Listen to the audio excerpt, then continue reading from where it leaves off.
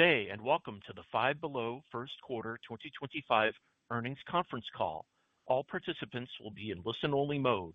Should you need assistance, please signal a conference specialist by pressing the star key followed by 0.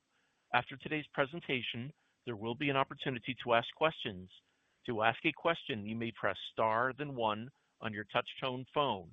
Please note this event is being recorded. I would now like to turn the conference over to Christiana Pels, Vice President of Investor Relations. Please go ahead. Thank you, Drew. Good afternoon, everyone, and thanks for joining us today for Five Below's First Quarter 2025 Financial Results Conference Call. On today's call are Winnie Park, CEO, Christy Chipman, Chief Financial Officer and Treasurer, and Ken Bull, Chief Operating Officer. After management has made their formal remarks, we will open the call to questions. I need to remind you that certain comments made during this call may constitute forward-looking statements and are made pursuant to and within the meaning of the safe harbor provisions of the Private Securities Litigation Reform Act of 1995, as amended. Such forward-looking statements are subject to both known and unknown risks and uncertainties that could cause actual results to differ materially from such statements. Those risks and uncertainties are described in the press release and our SEC filings. The forward-looking statements today are as of the date of this call, and we do not undertake any obligation to update our forward-looking statements. In this presentation, we will refer to our SG&A expenses. For us, SG&A means selling, general, and administrative expenses, including payroll and other compensation, marketing and advertising expense, depreciation and amortization expense, and other selling and administrative expenses. Additionally, we will be discussing certain non-GAAP financial measures. A reconciliation of these items to U.S. GAAP are included in today's press release. If you do not have a copy of today's press release, you may obtain one by visiting the Investor Relations page of our website at fivebelow.com. I will now turn the call over to Winnie. Thank you so much, Christiana. Hello, and thank you for joining us. As we announced last month, we had a strong first quarter with financial results that exceeded our expectations. I'm incredibly proud of the Five Below team for driving these results with a maniacal focus on delivering a great customer experience grounded in fun and extreme value. We remain committed to putting our customer first with a focus on product, value, and store experience in order to achieve our vision to be the destination for the kid and the kid in all of us. We are the cool store for kids and the yes store for parents. What differentiated this past quarter was our heightened focus on the customer and working as a tight-knit, multidisciplinary team from merchandising, planning, and allocations to marketing, store operations, and supply chain. We made great strides on one, sourcing amazing product focused on Easter, spring break, trend-right beauty, novelty food and candy, as well as relevant cultural zeitgeist moments like Minecraft.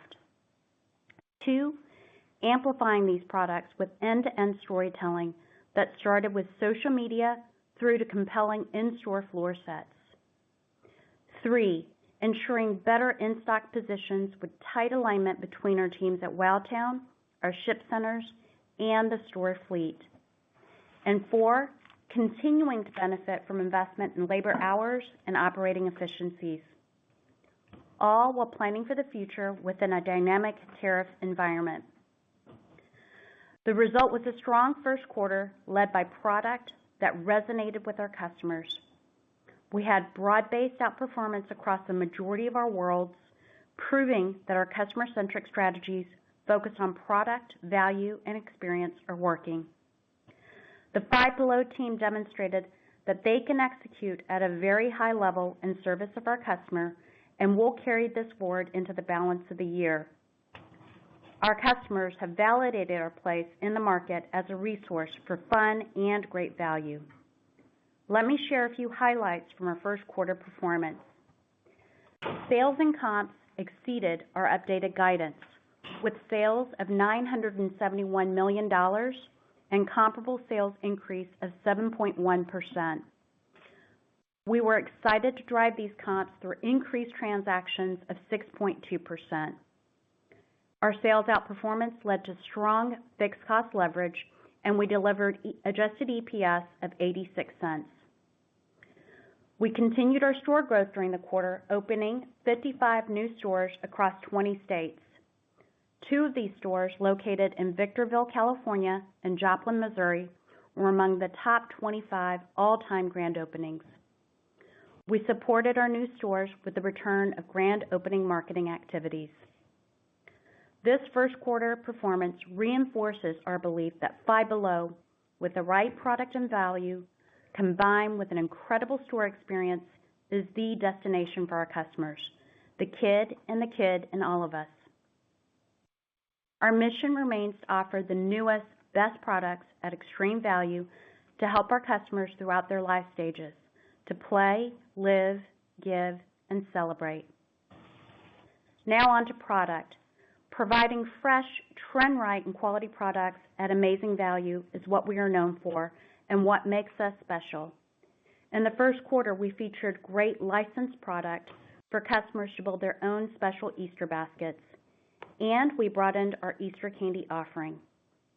Our shelves were stocked with spring break must-haves, including boogie boards, beach towels, and a new assortment of on-trend totes. We drove sales by consistently flowing newness, most notably in beauty, style, and novelty food. In toys and games, we remain a key destination for collectibles. Finally, maintaining our in-stock positions in key areas like tech has grown sales and shown that we are the place for cables, chargers, phone cases, and Bluetooth audio. On store experience, we did a much better job wowing our customers compared to last year. The investments we made in our store experience, which began in the second half of last year, including increasing labor and simplifying and improving processes, are paying off. Our crew is now in a much better position to assist customers while also ensuring our shelves are stocked with trend-right products our customers want and need. We remain committed to our crew and to making the store easier and more fun to shop for our customers.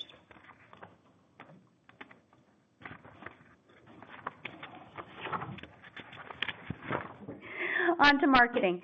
I continue to believe that there's a big opportunity to better connect with our customers, both in-store and digitally, and ultimately increase our brand awareness. On last quarter's call, I mentioned 6 curtain-up moments to drive customers to our stores, which include the New Year, spring break and Easter, summer, then back to school, Halloween, and finally holiday. We need to let our customers know that we're a go-to destination as they celebrate those special moments in life, and we have just started to do that with our marketing. In the first quarter, we highlighted value and invested in creator content for social media with encouraging results. We have exciting plans in place for the remaining curtain-up moments throughout the year and look forward to sharing our progress.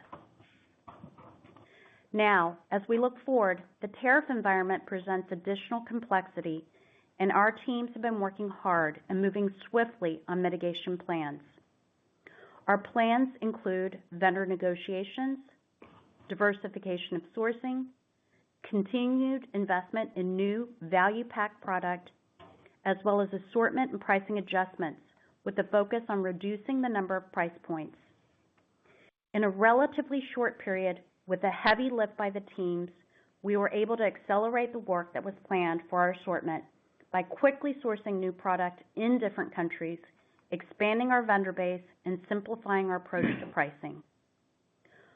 Our efforts have already resulted in a reduction in goods sourced from China by about 10 percentage points for the back half of the year. In conjunction with these changes, we are working very closely with our partners to optimize our inventory availability and receipt flow for the balance of the year. We remain committed to providing extreme value, quality products for our customers.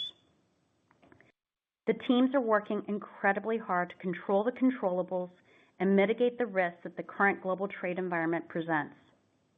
We are also laser-focused on continuing to drive sales through executional excellence. As always, we will act quickly and remain nimble and flexible in our approach as we react to macro news and find solutions to a changing environment. In summary, we're excited to see early signs of success across our core strategies of product, value, and experience. We look forward to building on this progress with an unwavering focus on our core customer and are confident we will continue to provide our customers with amazing value and a fun shopping experience. Now, before I turn it over to Christy to provide more details on our performance, I want to take a moment to discuss the announcement that Christy will be leaving Five Below for personal reasons.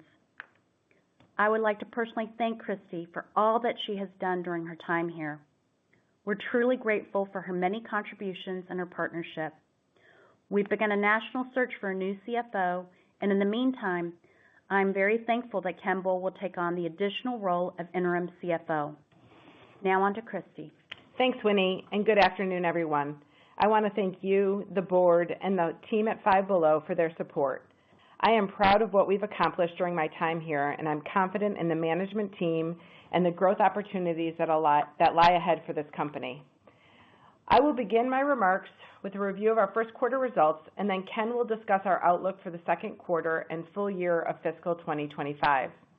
My comments will refer to results on an adjusted GAAP basis, excluding the impact of non-recurring or non-cash items as outlined in our earnings press release. Please refer to our earnings press release for GAAP results and all reconciliations. Total sales in the first quarter of 2025 increased 19.5% to $970.5 million from $811.9 million in the first quarter last year. Comparable sales increased 7.1%, driven by an increase in comp transactions of 6.2% and comp ticket of 0.9%. On a two-year stacked basis, comparable sales increased 4.8%, driven primarily by comparable transactions, which increased 3.4%.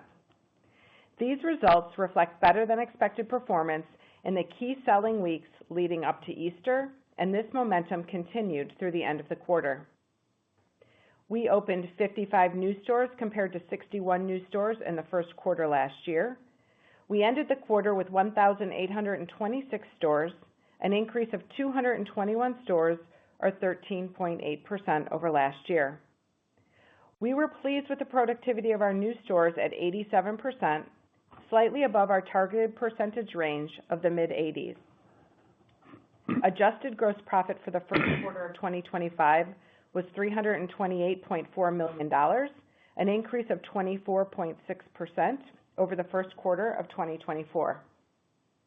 Adjusted gross margin increased by approximately 140 basis points to 33.8%, driven primarily by improved inventory health, requiring less reserves for aged inventory and fixed cost leverage on the strong comp sales. As a percentage of sales, adjusted SG&A for the quarter of 27.7% was slightly lower as a percentage of sales compared to last year's first quarter. This was driven by fixed cost leverage on the strong comp sales results, offset by investments in store labor. As a result, adjusted operating income was $59.6 million versus $38.1 million in the first quarter last year, and adjusted operating margin increased approximately 140 basis points to 6.1%. Net interest income was $5.6 million for the first quarter, better than planned due to a higher average cash balance throughout the quarter. Adjusted net income for the first quarter was $47.5 million versus $33.0 million last year. This resulted in adjusted earnings per diluted share for the first quarter of 86 cents compared to last year's adjusted earnings per diluted share of 60 cents. We ended the quarter with approximately $624 million in cash, cash equivalents, and investments, and no debt, including nothing outstanding on our $225 million line of credit. Inventory at the end of the first quarter was approximately $702 million as compared to approximately $630 million at the end of the first quarter last year.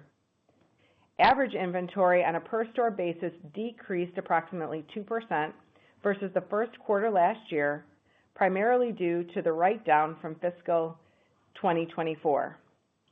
We are pleased with the inventory levels and health of our inventory position. As we adjust to the shifts in the global trade environment and position ourselves for the back half of the year by accelerating receipts, we expect our inventory levels at the end of the second quarter will be significantly higher than last year. Now I'll turn it over to Ken to discuss our outlook. Thanks, Christy. Echoing Winnie's words, I am grateful for your contributions to Five Below. Your dedication to the company for the past 2 years and your passion for developing our people will have long-lasting benefits. Since issuing full-year fiscal 2025 guidance last quarter, there have been changes in the tariff rate environment. Our updated guidance provided today reflects the impact of tariff rates that are currently in place. This guidance also reflects the outperformance we delivered in the first quarter and a better than originally planned sales outlook for the second quarter. And as Winnie noted, our customer-centric strategy and focus on product, value, and store experience are driving the desired outcomes. For the second quarter of 2025, we expect total sales in the range of $975 million to $995 million, or growth of 18.7% at the midpoint versus last year's second quarter. Comparable sales are expected to increase between 7% and 9%, compared to a negative 5.7% comp in the second quarter of last year. And we expect to open approximately 30 net new stores in the second quarter.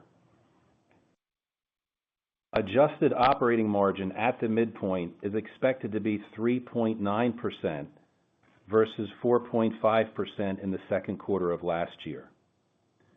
This decline is being driven primarily by SG&A deleverage related to higher incentive compensation costs and our investments in store labor. The majority of tariff-related costs in the second quarter will impact gross margin, and these costs are largely expected to be offset by fixed cost leverage, resulting in only slight gross margin pressure year on year. Net interest income is expected to be approximately $4 million for the second quarter, and taxes are expected to be approximately 26%. Adjusted net income for the second quarter is expected to be between $28 million and $34 million versus $29.7 million in the second quarter last year, with adjusted diluted earnings per share expected to be between 50 to 62 cents compared to 54 cents in the second quarter of 2024. For the full year of fiscal 2025, we are increasing our sales guidance to reflect the better than expected performance in the first half of the year. Our sales expectations for the second half of the year are largely unchanged from last quarter. Full year sales are expected to be in the range of $4.33 billion to $4.42 billion, with a comparable sales increase of 3 to 5%. The midpoint of our full-year operating margin guidance is unchanged from our prior outlook at approximately 7.3%, or a decline of almost 200 basis points versus last year. While the full-year sales and comp guidance has increased given expected first-half performance, the associated flow-through of operating profit dollars are largely offset by the impact of absorbing incremental tariff-related costs net of all our mitigation work. Adjusted diluted earnings per share is expected to be in the range of $4.25 to $4.72. For fiscal 2025, gross capital expenditures, excluding the impact of tenant allowances, continue to be between $210 million and $230 million, which reflects approximately 150 net new store openings and investments in systems and infrastructure. And with that, I will turn the call over to the operator to start the Q&A session. Operator? We will now begin the question and answer session. To ask a question, you may press star then one on your touch-tone phone. To withdraw your question, please press star then two. Please limit yourself to one question. If you have further questions, you may re-enter the question queue. At this time, we will pause momentarily to assemble our roster. The first question comes from Michael Lasser with UBS. Please go ahead. Good morning. Thank you so much for taking my question.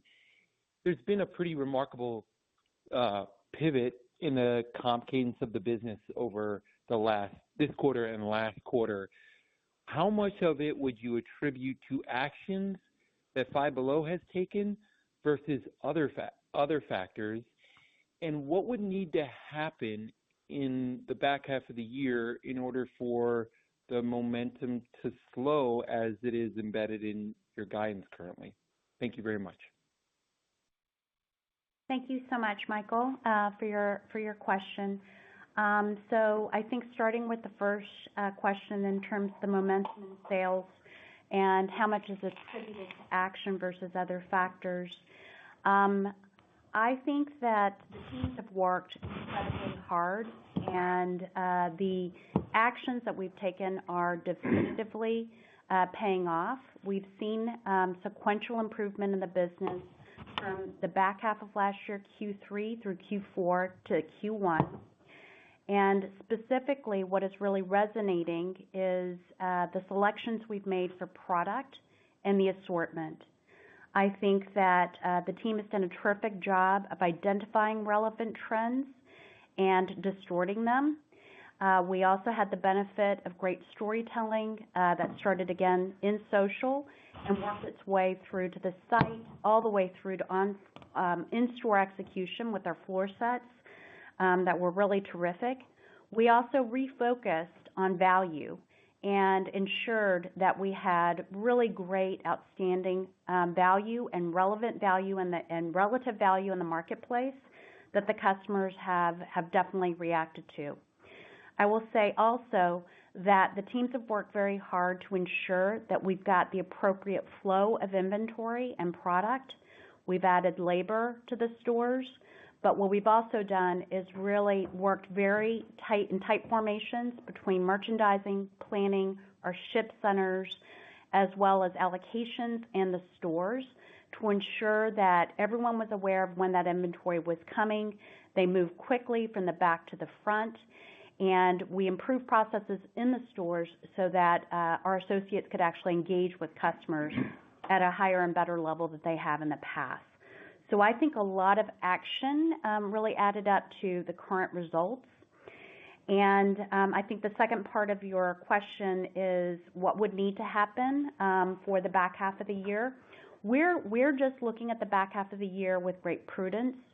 We're looking at 2-year stack comps across the next upcoming quarters of +2%. And certainly every action we've taken thus far will apply to the back half of the year. With that said, we acknowledge that there still is macroeconomic uncertainty, and so we wanted to take a very prudent approach to how we guided for the back half of the year. Thank you, Michael. The next question comes from Matthew Boss with JP Morgan. Please go ahead. Great, thanks, and congrats on a really nice quarter. Thanks, Matthew. Thanks, Matt. So Winnie or Ken, maybe just on the magnitude of comp strength in the first quarter and the momentum across worlds that you're seeing in the second quarter, are you seeing new customer acquisition? Are you seeing a basket build from existing customers? Just trying to explain the magnitude of comps that you're producing in the first half of the year. And then for the back half, I guess maybe could you just walk through the incremental opportunities that you see across product value and marketing as potential improvement in the back half as well? So in the front half, in terms of the comp strength from a customer point of view, we did see a really nice lift in terms of transactions. They are up 6.2%, and we're actually seeing a nice growth both in terms of new customers and comp stores, as well as existing customers returning to us. And so all of that has really buoyed the business.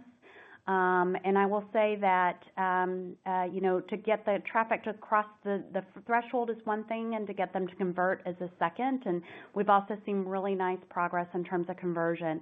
And customers are greeted with fresh new product that they can see, especially with some of the cleanup we did in the latter part of last year and the beginning of this year. And again, execution in terms of what the customer is greeted with at store level has been a key to our success. In terms of the back half of the year, in terms of what we anticipate, we will continue to drive some of this positive momentum we're seeing in the business. The majority of our merchandising worlds actually saw really great comp increases, and we are seeing some trends now that kind of began at the beginning of the year that we will actually continue to distort through the back half of the year.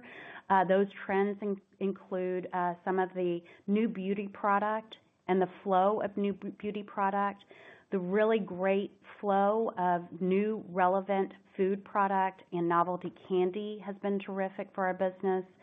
And then we also are seeing really great progress in terms of and growth in terms of our style business. That's been buoyed by our focus on lounge and lounge pants, along with our great graphic tees. So all of those things have been nice additions to the business. And then finally, I will say that in the younger segments of the business, like toys and games, it's just been terrific to see collectibles take off. The last piece of this is our in-stock positions are so much better this year than last year, and we will continue to drive that. We have, because of the great success of Q1, pulled forward receipts and continue to ensure that we've got great in-stock, specifically in tech.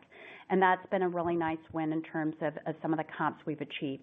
So again, applying the same set of actions and distorting trends that we're seeing right now through the back half of the year is what we intend to do. And Matt, just to add to that too, Winnie mentioned the store experience piece of it, which is important. We're going to continue to invest in the stores, as we mentioned before. We started that last year. That's continued through this quarter, whether it's in hours for the stores or the simplification and reduction of workload, so they can focus on more of those customer-facing activities. And to Winnie's point, keeping the stores fresh and those in stocks high. The next question comes from Chuck Grom with Gordon Haskett. Please go ahead. Hey, thanks. Good afternoon, and Christy, best of luck. Ken, just on the guide, can you unpack the annual compression in operating margins? It looks like it's roughly the same, down about 180, 200 basis points relative to your prior guide, but it sounds like your tariff expectation might be up another maybe 60 basis points to about 160 basis points of pressure. Can you talk to that? And then if you're embedding any shrink improvement in the back half of the year? Thanks. Yep. Thanks, Chuck. And you're pretty close there, Chuck. In terms of on a full year basis, in terms of the impact of tariffs, net of any mitigation activities, we see it as about 150 basis points for the full year. And you're right, we're pretty much maintaining that 200 basis point operating margin deleverage for the full year. About 60% of that resides in gross margin, and the remainder, about 40%, is in SG&A. Relative to shrink, we've continued to maintain our reserves at the same level that we exited last year, so we haven't changed that yet. We've got inventories coming up in August, so in the third quarter we're going to be able to see if we've made improvement. If you recall, we did see improvement at the January inventories last year, but decided to maintain our accrual level at the same rate until we see more of that consistent performance. And we should see that later in the year, but we've maintained that same shrink rate through the year consistent with our last guide. Thanks, Chuck. The next question comes from Scot Ciccarelli with Truist. Please go ahead. Good afternoon, everyone. I guess this is kind of a follow-up to Chuck's question. When we kind of think about the tariff impact that you just outlined, Ken, can you help us kind of think about on a go-forward basis, like, how much is, kind of this is the hit now, we're able to mitigate, as Winnie referenced earlier, you're already expecting the back half to source a lot fewer products from China. So, like, what's the right way to think about this as we kind of like try to model out the following year? Yep. Thanks, Scott. Yeah, I'll walk you through it here to give you a little bit of help. Based on what I mentioned in my prepared remarks around the second quarter guidance, again, on an overall basis, we were looking for about 60 basis points of deleverage on operating margin. A significant portion of that is coming from higher incentive compensation, and also about 150 basis points embedded in Q2 of tariff-related costs, net of mitigation. Again, the majority of the deleverage that's occurring in Q2 is going to be in SG&A, again, with the higher incentive cost and investments in store labor. Again, a lot of that's going to be offset by some fixed cost leverage. And then up in gross margin for Q2, just slight deleverage there, where the majority of any impact in Q2 for tariff costs are embedded in gross margin, and that too is going to be almost fully offset by leverage on fixed costs. Now, when we move through the rest of the year, just looking at what we've provided so far through Q2, and then you look at what we did for the full year, we're looking at pretty significant deleverage in the back half of the year. It's about 350 basis points of deleverage in the back half of the year, and about 70% of that is in gross margin, obviously driven by the tariff costs, and about 30% of that is in SG&A. So just to give you a sense kind of how it flows as we go from the second quarter through to the end of the year. Thanks, Scott. The next question comes from Simeon Gutman with Morgan Stanley. Please go ahead. Hi, everyone. So it's a little bit related to the prior question. The question is regarding pricing and the approach. I think, Winnie, you talked about simplifying pricing and our understanding some prices going up, some going down. So now you have tariffs part of the picture. How much more complex is it? Do you feel confident on elasticity? And then, Ken, to the point you just made, I guess it doesn't sound like there's mitigating activities built into the guidance for the back half. So it sounds like you're not changing price that much, or you're absorbing costs. If you can, connect those thoughts if you can. Thanks. Yep. Thanks so much, Simeon. Great question. So the mitigation activities that we got include, as I mentioned earlier, vendor diversification, and the other piece of this is actually assortment mix, and then, as you mentioned, price adjustments. What we have done is modeled out the entire year. We've actually gone SKU by SKU, product by product, to just look at what we should and would price things at. And we are looking at touching about 15% in terms of price, both up and down. And it's not just for tariff. It's really looking at relative value in the marketplace. What we wanted to hold to was this notion of delivering value. And so we will still have 80% of the units that we offer in store at $5 and below. So a lot of this was a rounding exercise in terms of getting rid of some of the cent endings. We are going to be holding on to the heritage price point of $5.55, $5.55. But outside of that, we're really looking at just simplifying the shopping experience for customers, and also simplifying workload for the crew. I'll turn it over to Ken to also help with the answer. Yeah, Simeon, just around kind of the assumptions based on what Winnie mentioned in terms of the mitigation activities. Relative to pricing, as we mentioned, we're going to maintain the same level of sales guidance that we provided on our last call. And the assumption there is that any benefit that we would get from pricing adjustments would be offset by unit degradation. So that, when you do the math, that would lead to some margin erosion, and that's what, in one of the prior questions that I responded to, that 150 basis points of operating margin drag, a big portion of that is due to the margin erosion from that assumption related to pricing. And so the tariff mitigation efforts and initiatives are embedded in the guidance. Yeah. So just to double down on that point. Yeah. Thanks, Simeon. Thanks, Simeon. The next question comes from Edward Kelly with Wells Fargo. Please go ahead. Hi, good afternoon, everyone.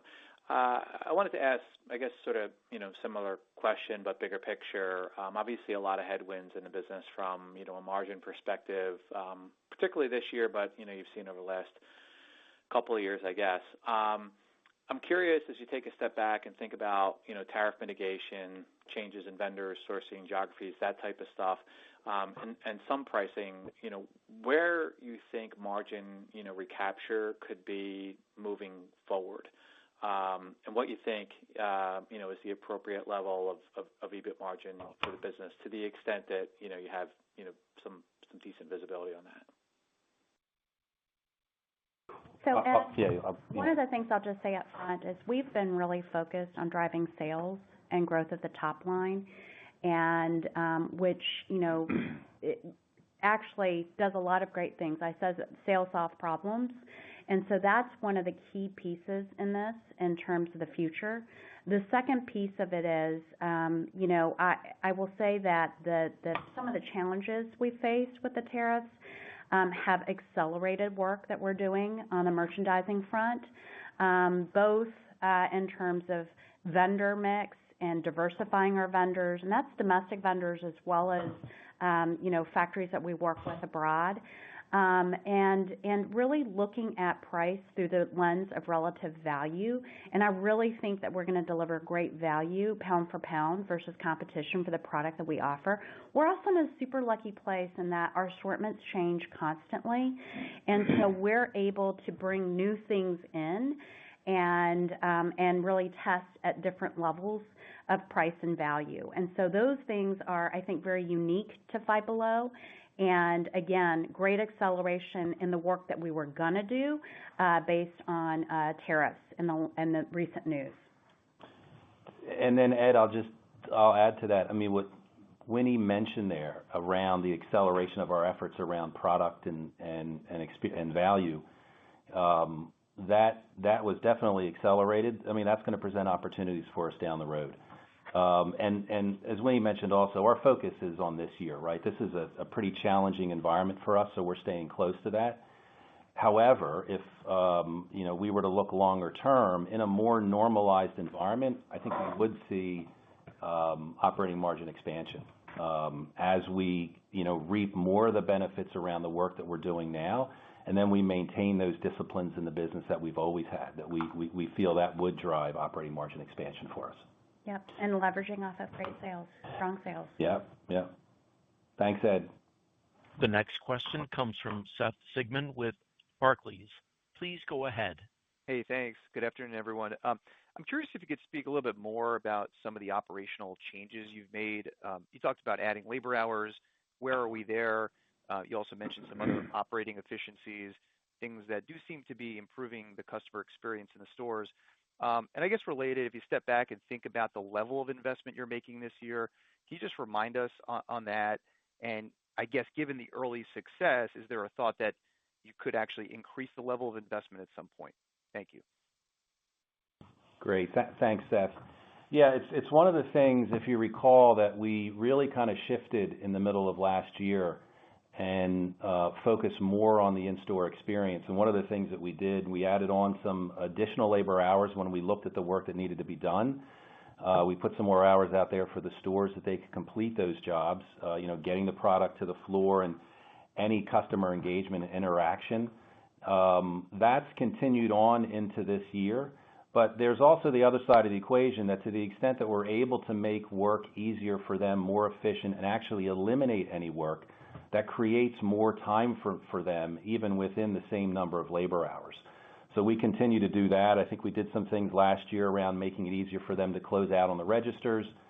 If you recall, we updated shrink procedures where we moved from checking out customers to being up there and monitoring what the customers were doing from a shrink perspective, but it actually gives them more focus on the customer too, and it ended up being a benefit for customer service.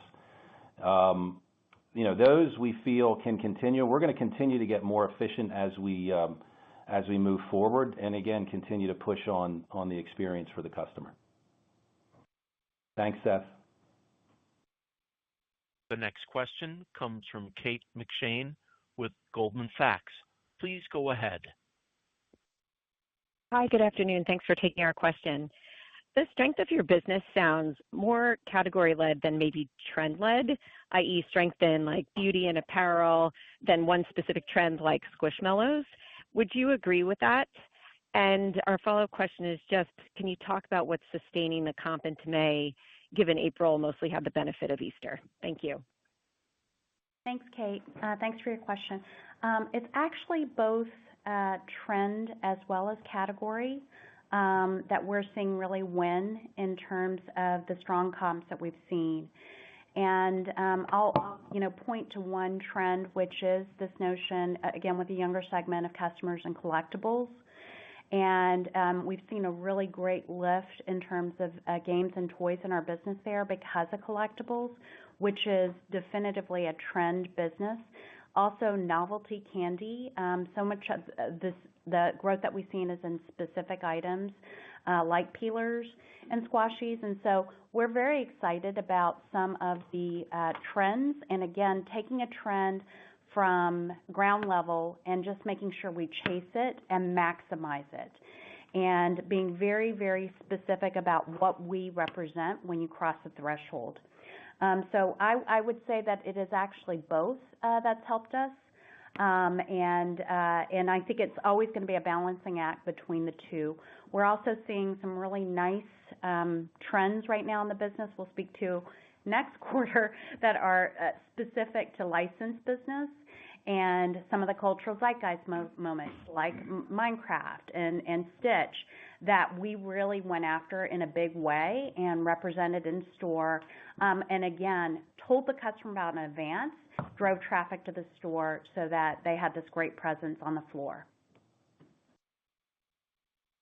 Thank you, Kate. The next question comes from John Heinbockel with Guggenheim. Please go ahead. Hey guys, can you talk about, I think Winnie, you talked about chasing some trends, but chasing inventory this holiday, and right, because obviously you don't want too much.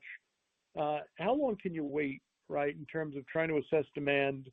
Can you compress the door-to-door time from Asian factories, which I think is like 8 weeks? And then what role do you think closeout could or should play this year? John, thanks so much for your question. So first of all, closeouts have been very important to us, and they will continue to be important, if not more important, as we move forward. And so we have actually amplified the team with some specific additions who are exactly focused on closeouts and going after business and going after existing trends and making them even bigger, but also just taking advantage of available product. In terms of inventory flow, I would say this year is a little unusual given the tariff situation and kind of the stop-starts and the pauses that we've seen. We specifically paused when the 145% tariff hit on China, and we have re-upped the pause at 30 and are bringing product in. We're actually ahead of time in terms of ordering product and just ensuring we've got the right flow. On a go-forward basis, it goes back to diversification of the sources and the vendors, both domestically as well as what we get from partners and vendor partners abroad. And so that's been a big push for us. We are looking, we'll be adding, for instance, we've got a great global sourcing office out of India that we're finally really able to leverage. The team was on the ground in India within days of the tariffs going up. And so for us, it's about how many different sources we have, both domestically and abroad, to basically provide ample product, but also give us agility in terms of getting that product in shorter periods of time. And John, the other piece there too, Winnie mentioned kind of the, accelerating the shipments and making sure we're doing everything we can to kind of move that product as quickly as possible. The capacity that we have from a container perspective And with our distribution centers, we've made sure that we have ample capacity to handle this, because there is, to Winnie's point, there are shifts that have taken place here where it was a pause for a while. Now we're kind of, moving a lot faster, and we're making sure we've got the capacity there to handle all this activity. Thanks, John. The next question comes from Brian Nagel with Oppenheimer. Please go ahead. Hi, good afternoon. Thank you for taking my question. Christy, thanks for, it's been nice working with you. Appreciate it. So the question I have, and I apologize, I'm going to bounce back to, I think, where the Q&A started, but, just the acceleration we saw, what we've seen here, in the business in, Q4 to Q1 and now into Q2. And I'm sorry about, this is going to be repetitive, but can you just maybe explain better to me, what drove that? Because if you look at the numbers, it's almost like a flip the switch type moment where the business has got stronger quickly and stayed that way. And this has all happened, if you look at across retail and in a time when retail spending seems to be generally more sluggish. So kudos to you, but is there anything more you can explain really what happened in the business? I think that on a 2-year stack comp basis, we did have easier compares in the front half of the year. And there is definitely underlying strength in the business, and we're excited for it. But on a 2-year stack basis and on a last year basis, we actually had easier compares. And so that gets a little harder in the back half of this year, notably. I will say that I think the thing that has made the biggest difference for us is just us maniacally focusing on our strategy, which is product, value, and experience. So ensuring we've got the right and relevant trends, ensuring that we've got a clear point of view in terms of what we stand for with the product, ensuring that we've got value-packed product. And again, it's all about relative value. We did roll back prices on key items for our spring and summer sets, and with really great reactions from the customers. And then the last piece is just a much better store experience where we were able to clean up dead inventory. The newness really is able to show through, and we've got the right level of hours to move the product from the back to the front, and greater coordination between our teams in terms of flowing product from DC all the way through to the stores. So it's a bit of retail blocking and tackling, but we're in better fighting position, and we're doing much better and exercise a lot of muscles across the last few quarters, and that will not stop. Thanks, Brian. The next question comes from David Bellinger with Mizuho. Please go ahead. Hey, everyone. Thanks for the question.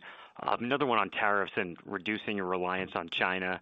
So a 10% reduction for sourcing in the back half, what's the end goal there? Could you get to something materially below 50% over time? And which countries are you pivoting that volume to now? What country has the most capacity for the back half? Thank you. So we are down 10%, and it really is 10 percentage points. And so the important piece there is, again, we were able to leverage our global sourcing office and hit the ground running. That had been established a year ago, and we are actively leveraging that resource. We're also looking at broadening and have added a lot of vendors across domestic, as well as looking outside of China in particular. So, all of those things have helped us. We also have a lot of flexibility built up in terms of how we drive business and chase trends. And in the back half of the year, the trends that are really working right now are less reliant on purely coming from a single source and a single country of origin.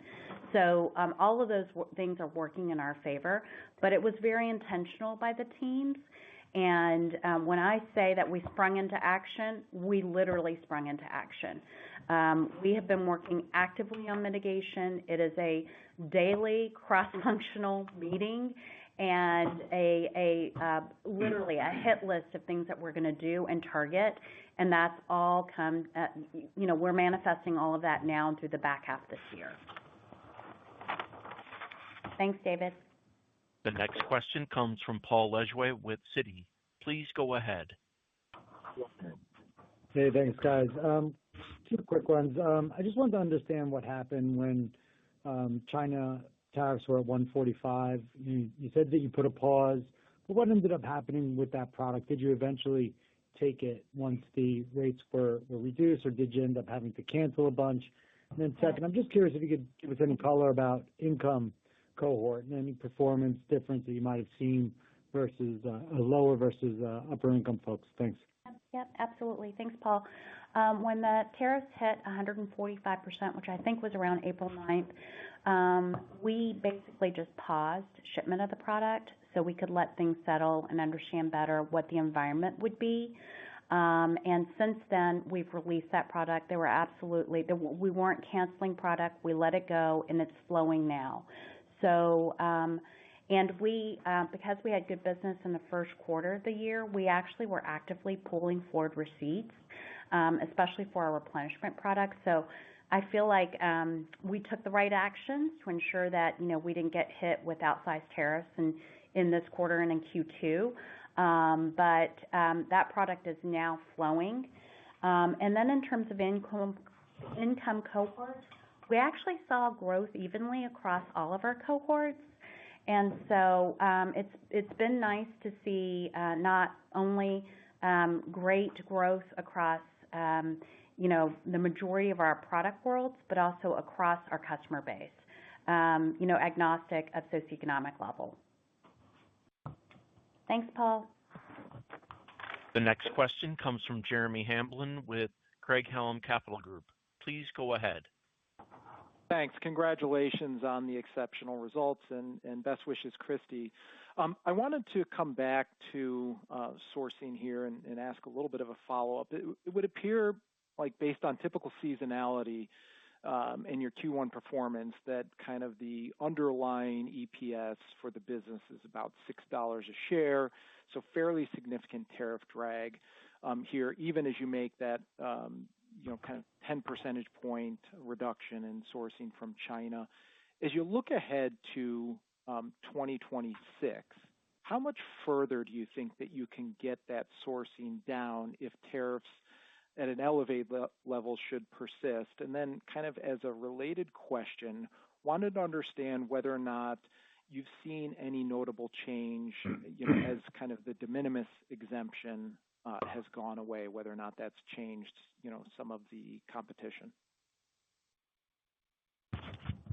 So in terms of, I'm going to actually start with the last piece, which is de minimis.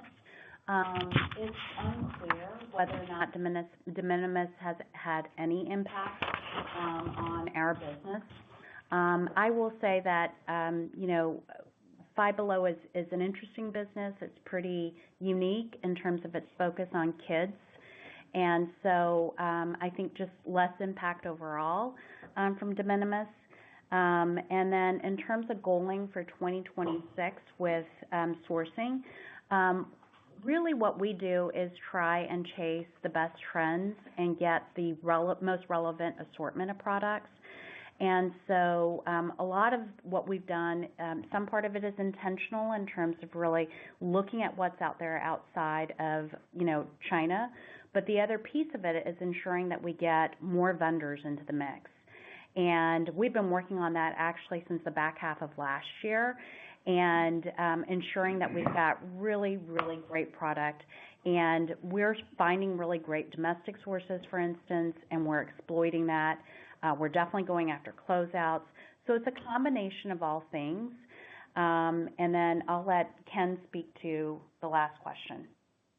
Yeah, Jeremy, I think you mentioned kind of the tariff impact for this year and kind of rolling that forward. Yeah, you're probably just under $1 based on the 150 basis points of that net tariff impact.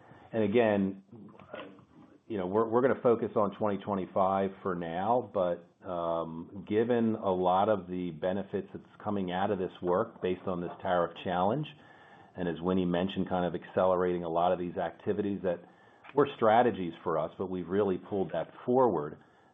We do feel, again, in a more normalized environment, that we should be able to deliver operating margin expansion as we move forward. Thanks, Jeremy. The next question comes from Brad Thomas with KeyBanc Capital Markets. Please go ahead. Hi, good afternoon, and congrats on the results here. My question is around store openings and store actions. We know that you've slowed growth and paused remodels as you've focused on stabilizing the business.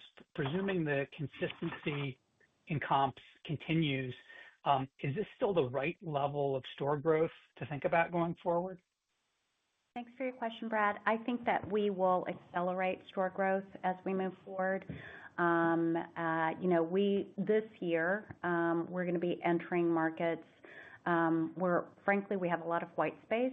We have no stores in the Pacific Northwest.